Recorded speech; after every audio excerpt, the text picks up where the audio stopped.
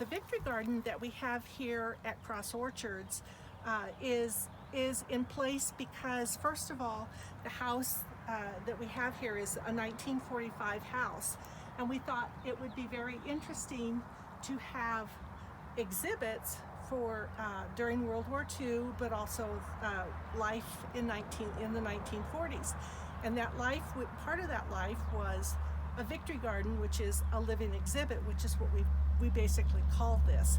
And a Victory Garden, the Victory Gardens came into widespread being in the United States in the 1940s in response to the fact that all of the food that, or most of the food that our farmers grew here in the United States was shipped over to Europe to feed our troops on the front. So if you were here in the United States and you weren't, and you know, you wanted to eat, basically you needed to build yourself a Victory Garden.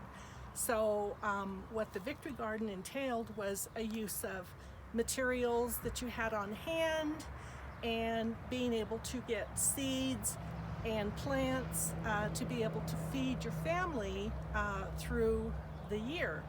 And the United States, as part of that effort,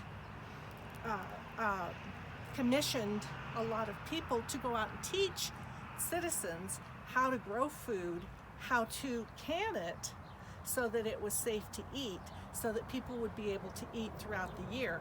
Now, Victory Gardens initially started during World War I in Europe, and they were called, I think, like a family garden or a civic garden or something like that.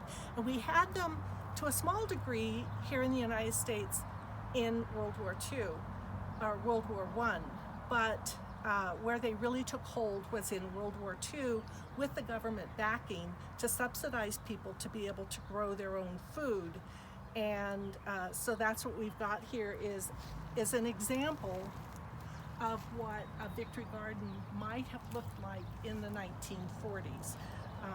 So again, it was subsidized by the United States government. There were a lot of pamphlets that were circulated, a lot of home ec people were sent out to teach people how to safely can their food so that they wouldn't, so that they would be able to eat it during the winter time. So that went on for at least 3 or 4 years.